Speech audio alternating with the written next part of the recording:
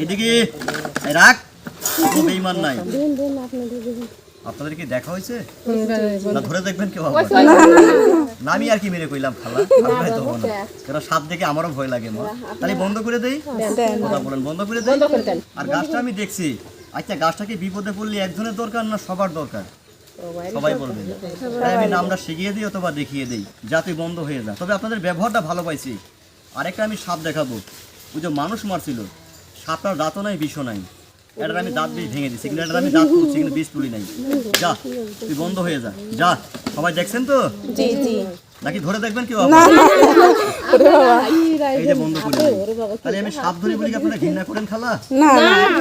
এই যে নতুন সাপটা আমি দূর থেকে দেখাইছি, কারো কি গায়ে গেছে? দাগের বাইরে গেছে? নাই? অনেকের গায়ে কিন্তু অ্যালার্জি হয় না? যার 6টা রোগ আছে, হাঁপানি, অ্যালার্জি, কোমর ব্যথা, ডায়াবেটিস, সুগার, অনেকের মাথা ঘুরে, শরীর দুর্বল, আছে না এরকম রোগ? গাছে তুলে আপনি ফজরের নামাজ পড়ে কোমরে বাঁধবেন অথবা হাতে বাঁধবেন, আপনার দেহে 6টা রোগ থাকবে না।